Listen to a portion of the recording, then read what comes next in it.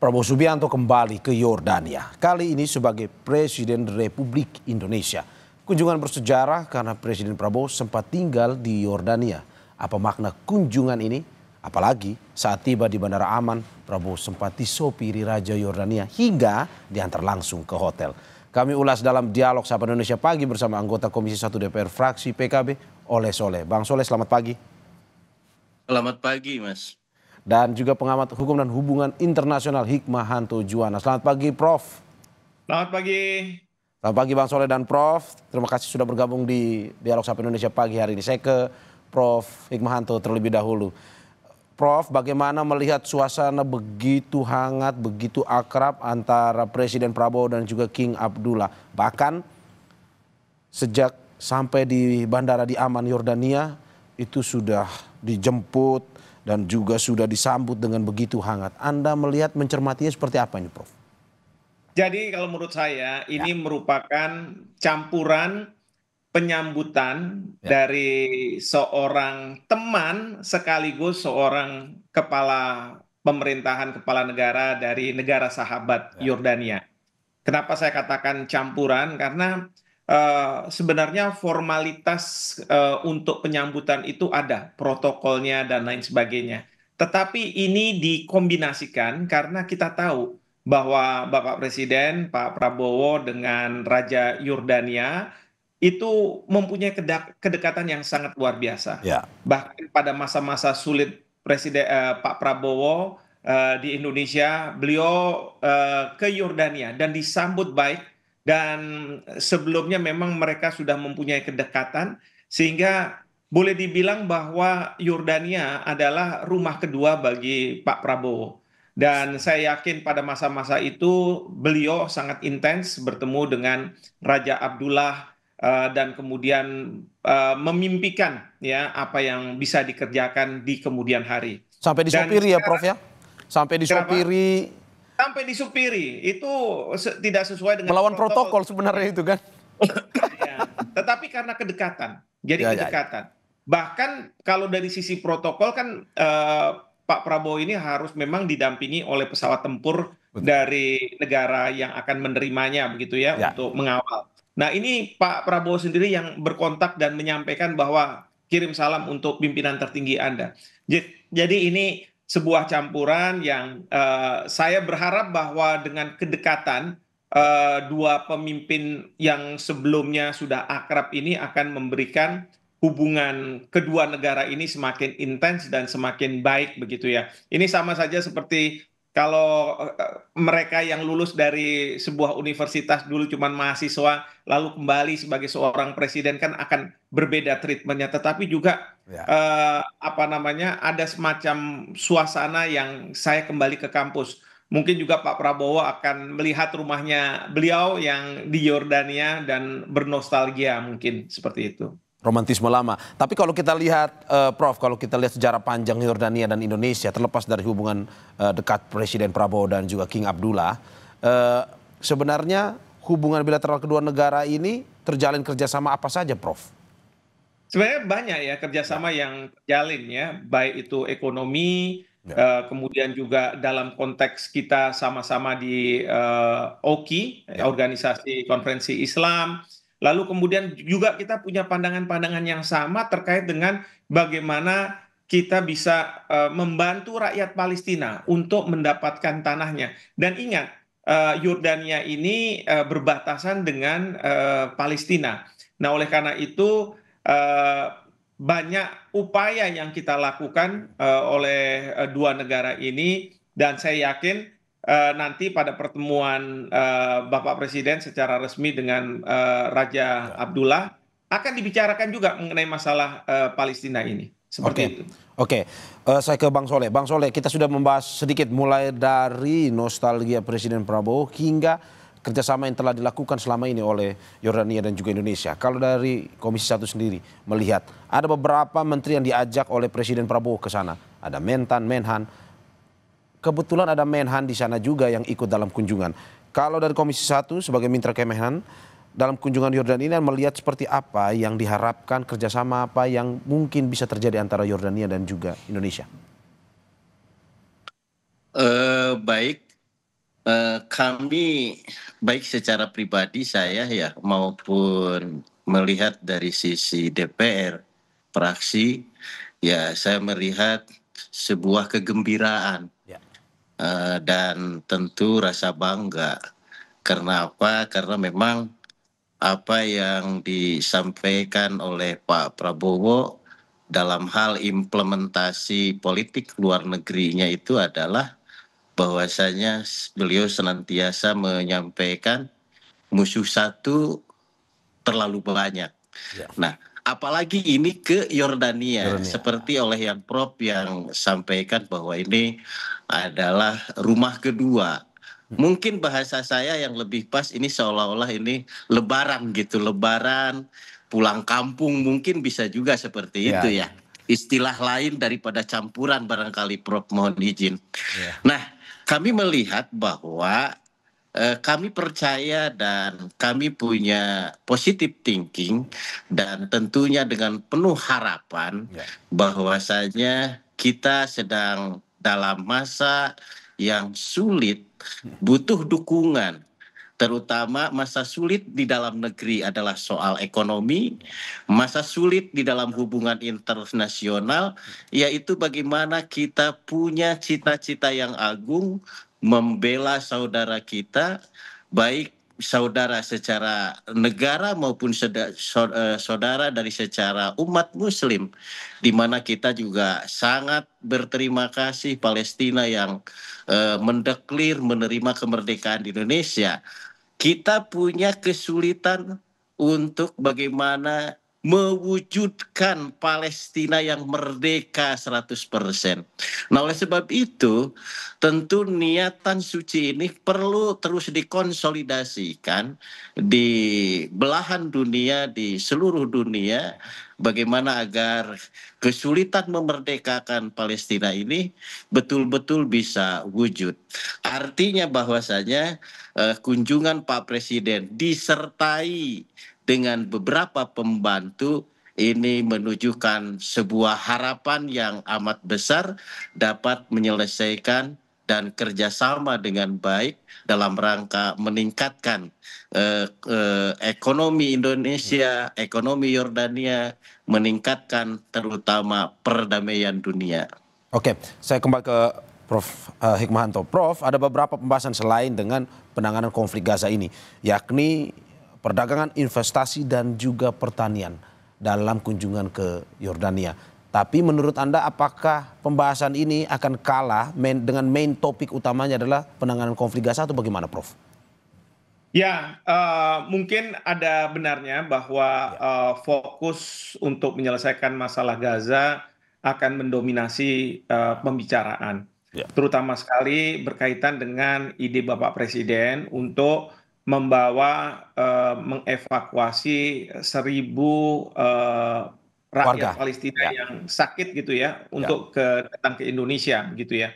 Nah, ini Bapak Presiden ketika ada di Turki, dalam Ya. kunjungan ke Turki, sudah juga menyampaikan. Namun demikian, Menteri Luar Negeri Turki mengatakan bahwa rakyat Palestina seharusnya tetap ada di Palestina. Kekhawatiran dari pemerintah Turki adalah kalau misalnya hari ini 1.000 dibawa untuk dievakuasi karena sakit, bukannya tidak mungkin bulan depan akan 1.000 lagi, belum lagi nanti negara-negara lain akan menerima. Yang dikhawatirkan adalah kalau misalnya tanah di Gaza itu kosong dan kemudian akan dimukimi oleh warga Israel. Dan ini yang merupakan tujuan akhir dari Perdana Menteri Netanyahu agar Israel bisa menguasai Gaza. Nah, oleh karena itu mungkin pembahasan ini akan intens dan pembahasan ini yang akan menentukan apakah Bapak Presiden akan tetap dengan idenya atau ide ini mungkin tidak dilakukan, tetapi lebih kepada bantuan kemanusiaan yang ada di Gaza. Bagaimana kita seperti sekarang sudah menggelar rumah-rumah sakit sementara dengan tenaga kesehatan, Ya. perawat dan lain sebagainya, untuk kemudian bisa dibesarkan lagi. Intinya adalah jangan sampai rakyat Palestina keluar dari Gaza. Karena apa? bagi rakyat Palestina yang dipertahankan adalah tanah mereka. Dan masalah Palestina dengan Israel bukan masalah agama, tapi masalah perebutan terhadap tanah. Karena Israel mengambil tanah rakyat Palestina secara ilegal. Dan sekarang Gaza itu akan diambil lagi secara ilegal. Dan kita tahu kemarin Presiden Trump mengiming-imingi akan melakukan rekonstruksi terhadap Gaza dengan catatan bahwa sementara waktu rakyat Palestina harus keluar. Nah, ini yang harus menjadi pemikiran kita, dan tentunya ini akan menjadi pembahasan Prof. antara dua kepala negara. Saya tegaskan kembali bahwa maksud Anda tidak boleh mencabut mereka dari tanah mereka, Palestina, di mana mereka tetap berada di situ, tetapi dengan bantuan kemanusiaan yang bisa diberikan kepada mereka, ketimbang 1.000 warga itu direlokasi, walaupun sebenarnya kalau kata Menlu bukan relokasi, tetapi sementara, temporer. Temporer, iya. Betul. Jadi ide bagus sebenarnya, ide kemanusiaan itu sangat bagus. Itu sangat kita apresiasi. Tetapi sekali lagi kita harus waspadai, apalagi Indonesia sekarang kan sedang kena tarif sama Trump ya, banyak negara. Dan sekarang Trump ingin bahwa negara-negara itu menegosiasi datang ke mereka. Banyak orang yang akan mengatakan kekhawatiran adalah jangan-jangan ini merupakan kompromi antara Indonesia dengan Trump, menurunkan tarif, tapi dengan catatan Indonesia akan mengeluarkan 1.000 orang dan bertambah lagi. Dan ini yang akan jelek di mata dunia dan di mata rakyat Indonesia, bahwa pemerintah kita seolah-olah menjadi proksinya Amerika Serikat dalam rangka untuk mengosongkan Gaza. Jadi ini yang harus hati-hati dibicarakan dengan Raja Yordania. Oke, Bang Soleh, kalau dari Komisi 1 melihat bagaimana, apakah memang dengan inisiasi seperti ini dengan King Abdullah Raja Yordania, apa yang harus dibicarakan? Apakah memang Presiden Prabowo tetap dengan inisiasi awal 1.000 warga Gaza ditinggal sementara di Indonesia, atau kesepakatan seperti apa yang menurut Komisi 1 ini win-win solution? Saya rasa saya tetap pada diskusi yang lalu juga menyampaikan bahwa saya kurang sependapat, karena pada dasarnya Palestina itu butuh keadilan. Yang paling pokok itu adalah butuh keadilan di mata rakyat dunia. Apa keadilannya? Adalah hak hidup merdeka. Hak hidup merdeka. Nah, keadilan itulah yang harus segera kita dorong, baik secara politik ya. Nah itu, jadi jikalau misalkan ada niatan relokasi maupun sebentar atau jumlah kecil, saya rasa memberikan message, memberikan pesan yang amat buruk bagi baik posisi Indonesia maupun posisi Palestina. Kalau misalkan direlokasi ke luar Gaza.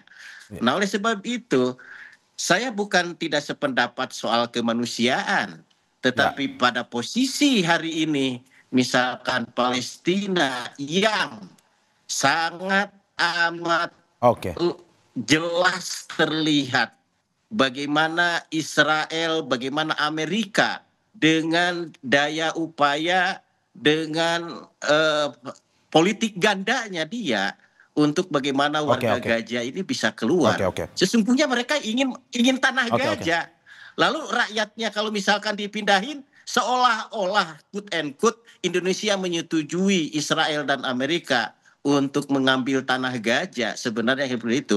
Oleh sebab itu saya secara pribadi mungkinlah dan juga DPR memandang bahwa ini kalau ada pembicaraan relokasi, saya merekomendasikan untuk dihentikan gitu relokasi. Oke, Bang Soleh. Pembicaraan terkait dengan Gaza ini masih terus akan dilanjutkan. Saya ke Prof. Hikmahanto. Prof, bagaimana melihat bahwa kemarin misalkan di Qatar sendiri terkait dengan kerjasama bilateral yang dilakukan oleh Presiden Prabowo, ada $2 miliar yang masuk nantinya ke Indonesia untuk penyuntikan Danantara. Kalau dari Yordania ini, apalagi hubungan yang begitu baik antara Presiden Prabowo dan juga King Abdullah, apa sebenarnya keuntungan yang bisa didapatkan oleh Indonesia ataupun juga dengan Yordania sendiri, Prof?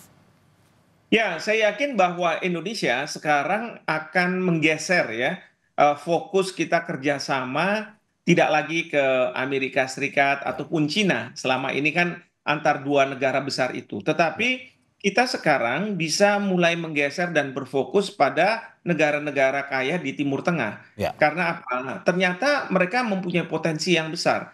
Hanya saja mungkin exposure terhadap Indonesia mungkin kurang. Nah, Ya. sekarang dengan Bapak Presiden yang sangat dekat dengan para pemimpin di Timur Timur Tengah, Tengah. bukannya tidak mungkin bahwa inilah potensi yang selama ini belum kita gali secara baik dan secara luas begitu. Nah, oleh karena itu dengan kehadiran kedekatan Bapak Presiden dengan para pemimpin yang ada di Timur Tengah, mungkin ini yang akan menjadi alternatif selain Amerika Serikat dengan Cina. Apalagi sekarang ini Amerika Serikat dan Cina ini sedang memasuki era perang Perang dagang gitu dagang, ya, ya. sehingga kita harus cari alternatif lain untuk memastikan bahwa perekonomian Indonesia itu akan berjalan dengan baik, bahwa Indonesia tidak kemudian menghadapi suatu kebuntuan begitu. Jadi sekali lagi ini potensi yang perlu digali dan saya salut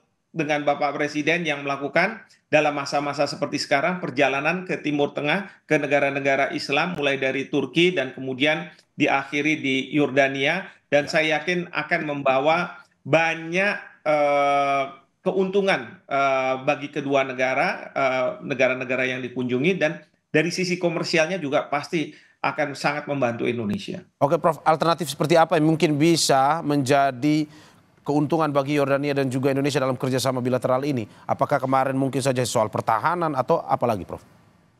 Ya, kalau saya lihat dari menteri-menteri yang dibawa oleh Ya, Bapak Presiden, ada Menteri Pertahanan, ya. kemudian juga ada Menteri Menteri Pertanian. Pertanian. Ya, Ya, jadi paling tidak fokus antara masalah-masalah pertahanan ini menjadi penting. Saya lihat misalnya di dalam penyambutan bagaimana Presiden Prabowo dan Raja Abdullah itu sebagai seorang militer yang sudah terbiasa dengan ya. baris-baris dan lain sebagainya. Jadi bukannya tidak mungkin bahwa dari hal yang ini sebenarnya kedua pemimpin ini punya ketertarikan yang sama, yaitu mengenai masalah pertahanan. Bukannya tidak mungkin pesawat-pesawat tempur dari Yordania yang mungkin sudah dipakai kita bisa beli atau mungkin dihibahkan, karena kalau misalnya menunggu pesawat yang baru itu akan terlalu lama menunggunya, itu bisa dilakukan. Lalu juga dari sisi pertanian, karena kita ingin memperbesar wilayah pertanian kita yang banyak sekali masih belum digarap. Nah, mungkin dengan investasi dari para pelaku usaha dari Yordania yang punya ketertarikan dan melihat adanya keuntungan secara Potensi, ya. komersial, maka mereka mau masuk ke Indonesia. Seperti itu. Jadi bisa masih banyak. Saya sendiri tidak tahu apa yang dibicarakan dan apa yang Ya. sudah dipersiapkan. Tapi saya yakin sebelum pertemuan pasti semua sudah dipersiapkan. Oke. Saya ke Bang Soleh. Bang Soleh, bagaimana tadi Anda sudah singgung sedikit bagaimana terkait dengan kondisi ekonomi Indonesia yang masih dalam ketidakpastian ini. Kerjasama terkait dengan seperti yang dikatakan Prof. Hikmahanto, ada terkait dengan pertahanan yang memang khususnya menjadi keahlian dari Presiden Prabowo dan juga King Abdullah ini, pun juga plus dengan kerjasama-kerjasama lainnya adalah pertanian dan yang lain-lain. Menurut Anda apa yang diplomasi seperti apa yang dilakukan oleh Presiden Prabowo terhadap teman dekatnya ini yang bisa nantinya memberikan keuntungan kepada dua negara? Saya rasa pembicaraan dengan Presiden Prabowo dengan Yordania, Ya. saya rasa akan lebih mencakup yang lebih luas karena terlihat dengan persahabatan. Ya. Bukan hanya di bidang pertahanan, Ya. tidak hanya di bidang ekonomi, tetapi mungkin juga dalam hal-hal lain. Misalkan soal pendidikan juga, Ya. misalkan Ya, itu betul. kan. Ya. Nah, banyak hal karena keakraban, kedekatan dengan bahasa rumah kedua ini ya, ini pasti ini akan mencakup sosial, keamanan, budaya, pendidikan, dan bahkan kesehatan barangkali ini akan dicapai. Yang paling penting adalah kita Komisi 1 dan tentunya DPR sangat mendukung 100% langkah-langkah Pak Prabowo lawatan ke luar negeri, terutama ke Timur Tengah dalam rangka bagaimana menyikapi perang dagang Cina dan Amerika. Nah, ini juga pasti dibahas tentang bagaimana kuota ekspor. Sekali lagi, bagaimana kuota ekspor yang kemarin sangat ketergantungan kepada Cina dan Amerika ini bisa ditambal atau bisa diganti ke wilayah Timur Tengah. Saya rasa pembicaraan ini akan lebih detail saya rasa karena memang potensi Timur Tengah di mana produk-produk Indonesia sangat disukai oleh warga Timur Tengah, rasa-rasanya ini akan lebih intens dibicarakan, dan yang akan lebih intens lagi dibicarakan adalah soal bagaimana mengajak pengusaha-pengusaha Yordania untuk merealisasikan investasi di Indonesia di berbagai sektor, bukan hanya pertanian, kesehatan, pendidikan, dan yang lain-lain. Oke. Prof. Hikmahanto, terakhir, melihat tidak hanya Yordania, 5 negara di Timur Tengah, apakah mungkin saja dengan kunjungan Presiden Prabowo ini, 5 negara ini akan melirik Indonesia pun sebaliknya terkait dengan produk-produk dalam negeri yang bisa diimpor ataupun diekspor untuk kepentingan ekonomi kedua negara sehingga tidak ketergantungan lagi antara satu negara dengan satu negara lain. Jadi ada pasar baru yang terbuka seperti visi dari Presiden Prabowo ini. Ya, insya Allah ya. Karena apa? Sebenarnya hubungan kita dengan negara-negara di Timur Tengah sudah dimulai pada waktu Presiden dijabat oleh Pak Jokowi. Nah, sekarang Pak Prabowo mengambil alih dan kemudian karena juga punya kedekatan, jadi intensitas itu semakin lebih luar biasa hubungannya.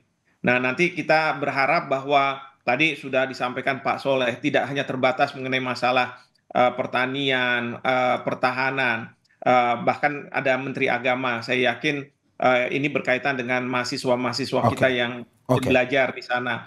Dan tetapi juga misalnya tenaga kerja kita yang bisa kerja migran ya. Pekerjaan, ya, pekerja migran kita ke negara-negara Timur Tengah dengan memperbaiki sistem-sistem yang ada sehingga memperkecil permasalahan yang biasanya ada. Oke.